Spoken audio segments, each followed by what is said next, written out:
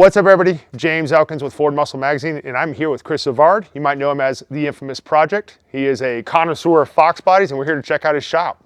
Awesome, man. Well, let's do it. All right, man. Appreciate it. Thanks for having us. Yeah. So tell me, how did you get into Fox bodies? Man, menace to society. Really? So gold wheels sticking out, 100-spoke Daytons. Yeah. You know, and funny enough, I got Project Menace sitting over there and the wire wheels all cleaned up and working on that. And honestly, man, I think that's something with that and the 5.0 emblem on the fender, right? And you know, they weren't Fox bodies, they were 5.0s. Yep. That's all I wanted from that point forward. My dad was a Corvette guy, but I was like, no, 5.0, man, 5.0. Awesome. We should have taught him. What is your favorite Fox in here? You've got quite a few to choose from, so I know it's tough. It's a tough call just because some of them obviously have more sentiment, you know, more emotional attachment. There's been buybacks in here, right? Back to black car here's been bought back twice.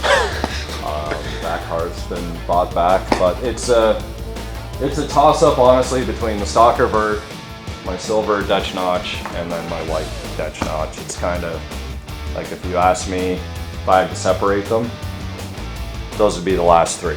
Gotcha. Right? Anything else is, you know, there's a price already. Of course.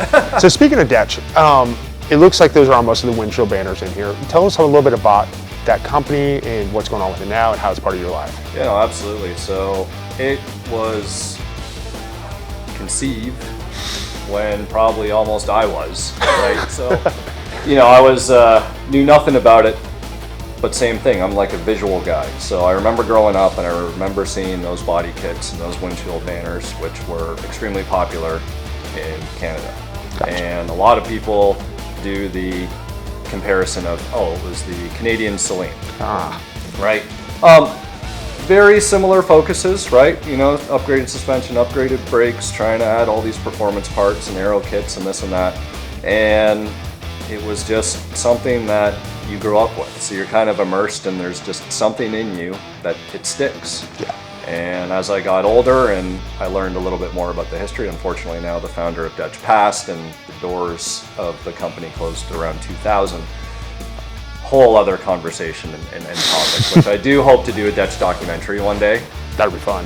Just kind of to give more light on everything, because back in the day, yeah, the odd magazine article, but the internet wasn't there. No, right? It's all so gone. It's just this little company way up in Canada, right? But at the same time, like the majority of street cars cruising the streets had DECH kits on them, and it got to the point where the kits were getting bootlegged, and that was the thing that triggered me. You know, the kits being bootlegged, and the bootleggers using pictures of my cars to sell these kits.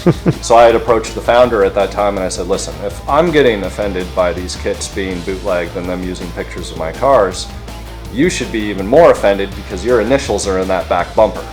Yep. And that's what got them. Gotcha. So we're in Texas, obviously, that's where I'm from. You just transitioned all the way down here, brought all the Fox bodies with you? Most of them. Most 90% of the Foxes are here. I got a couple lingering up in Canada still. I've got one over in Florida at a body shop over there. And yeah, man, I can't do the cold weather. No, neither can I. Well, this looks like an awesome collection. Let's kind of go through a couple of these and talk through them. Sure. Now, one car you mentioned was Stalker, and this is a beautiful 93. Which one is this? This is actually an 87. Oh, wow. I don't know if there's anything. The only giveaway, the mirrors. Oh, of course. The only thing sticking off the side I didn't notice. The top frame swap, airbag steering wheel, the gauge cluster, any other items that would be pre-90 have been removed. Gotcha. So what significance does this hold to you?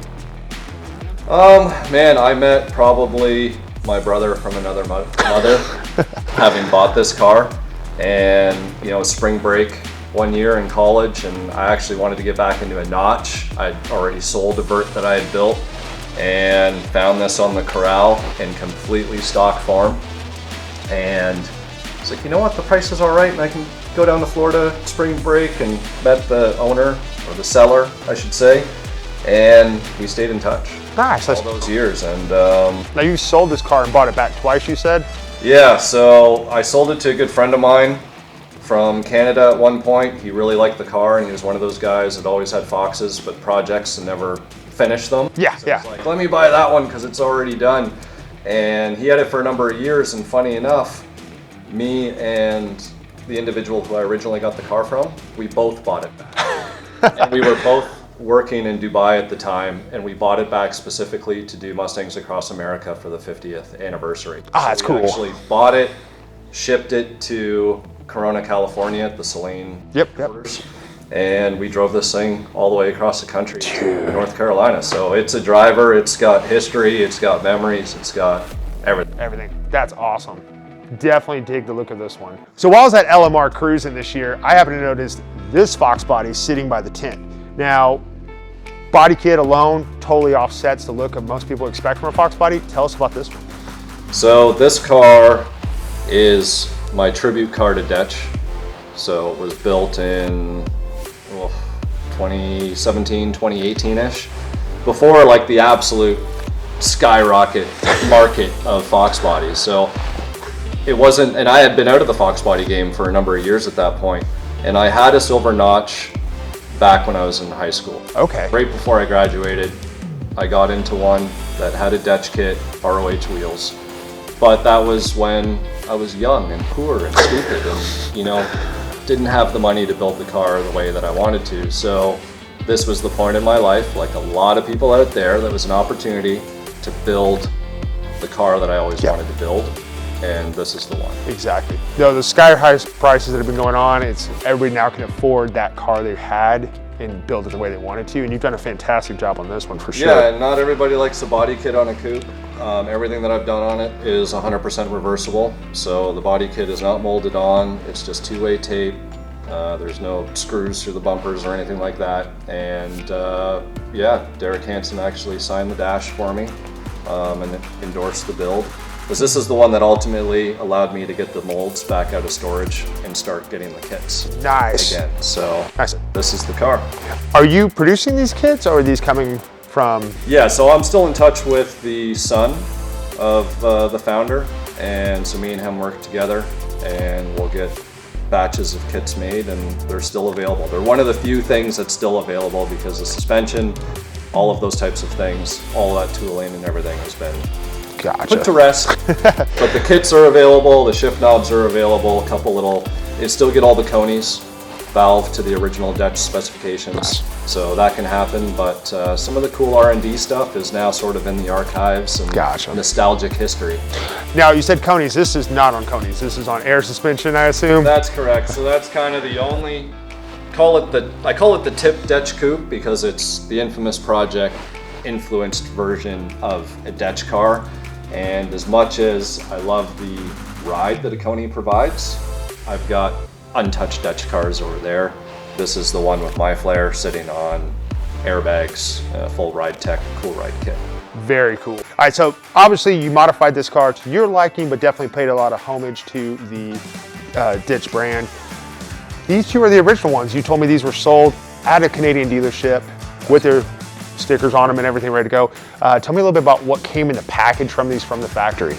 Yeah, so these two, the one on the top was sold at the only Toronto dealer that sold them brand new. And in fact, that car, this one I restored. So it was extremely rusty, and I was almost just going to strip it and take all the DECH parts off it. However, I noticed through the history report, Derek Hansen, the founder, owned the car before the Ford dealer. Nice. So when you got a piece of paper sort of stating that information, I'm like, okay, I need to keep the VIN. Yep. So, which means I need to save the car. So that's the Toronto car, which is DECH number 5, and then the one below only has, I believe, somewhere around the 20,000 original mile mark. That's DECH number 9 that was sent out to Vancouver. So the interesting thing about DECH is that originally you would have got suspension, springs, the aero kit, the wing in the back, Recaro seats in Monza Gray, shift knob, Momo Monte Carlo style steering wheel. Very similar stuff to what Saline offered as well, which is again coming back to some of the comparisons between the two. And then there was a CSA 5-spoke wheel option, or the Simmons basket, which you see on these cars. Then from there, the difference with the DECH cars is that they were race cars. They were used, so the owners constantly upgraded them. Yeah. So for instance, this one went even beyond and actually has an ultra rare ASG unit, which is like a Watts link setup Okay. on the rear end, which amazingly enough, I actually have on the silver car as well. And the number 9 car, for instance, got upgraded and actually has a Paxton supercharger on it with DECH tuning and a bunch of other cool little trinkets about it. So to answer the question, it was almost like a build to order.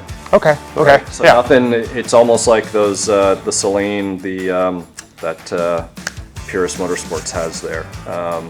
The SAs, I believe, were all the ones that you could build to order. Yeah, correct. DECH cars are pretty much that. Okay. Build to your liking. Either you want to go more track or more street. You can Exactly. get everything set up. Yeah. Awesome.